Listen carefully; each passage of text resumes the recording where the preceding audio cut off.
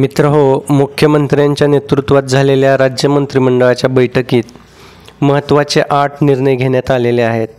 यामध्ये मागासवर्गीय शासकीय वसतिगृहातील विद्यार्थ्यांच्या दैनंदिन निर्वाह भत्त्यात वाढ, भंडारा ते गडचिरोली दरम्यान 94 किलोमीटरचा द्रुतगती महामार्ग बांधण्याचा प्रकल्पसुद्धा समाविष्ट आहे. अन्य महत्त्वाचे निर्णय कोणते आहेत हे आपण जाणून घेऊयातच. तत्पूर्वी आपण आपल्या शासन निर्णय JR चॅनलवर नवीन असाल तर चॅनलला सबस्क्राईब करा आणि बेल आयकॉनला प्रेस करा, म्हणजे असेच नवनवीन माहितीपूर्ण व्हिडिओ आपल्यापर्यंत सहज पोहोचतील. मित्रहो, Maharashtra animation, visual effects, gaming, comics आणि एक्सटेंडेड रिॲलिटी धोरण 2025 हे जाहीर करण्यात आलं असून 2050 पर्यंतचे नियोजन व सुमारे 3268 कोटी रुपयांचा आराखडा निश्चित करण्यात आलेला आहे. उद्योग विभागाचा हा एक महत्त्वाचा निर्णय आहे.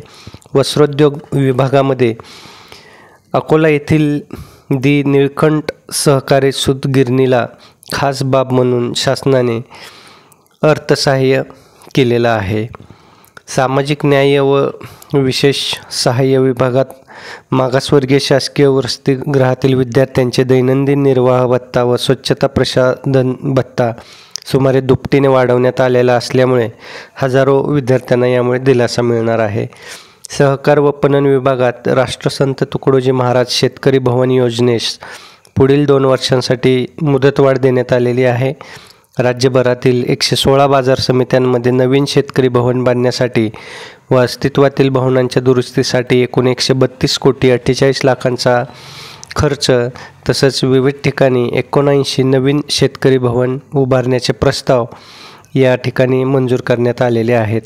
सहकार व पणन विभागामध्येच आधुनिक संत्रा केंद्र उभारण्याच्या योजनेसह 2 वर्षांची मुदतवाढ.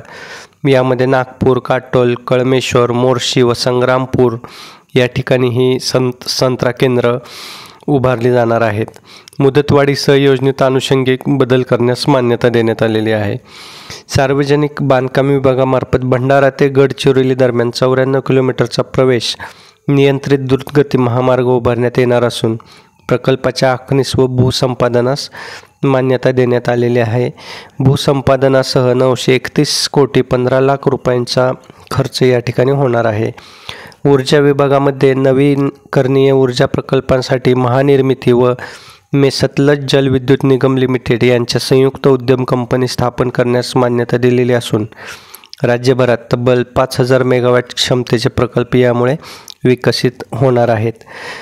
नियोजन विभागामध्ये राज्याच्या पायाभूत सुविधा उपसमितीला मंत्रिमंडळ समितीचा दर्जा देण्यात आलेला असून यापुढे राज्यातील पायाभूत प्रकल्पांविषयी उपसमिती मंत्रिमंडळ समिती म्हणून काम करणार आहे. असे महत्त्वपूर्ण निर्णय काल म्हणजे 16 सप्टेंबर रोजी पार पडलेल्या राज्य मंत्रिमंडळाच्या बैठकीत घेण्यात आलेले आहे. व्हिडिओ आवडला असेल तर व्हिडिओला लाईक करा आणि जास्तीत जास्त हा व्हिडिओ आपल्या मित्रमंडळींना शेअर करा. तसेच आपण आपल्या चॅनलवर नवीन असाल तर चॅनलला सबस्क्राईब करून बेल आयकॉनला प्रेस करा. धन्यवाद.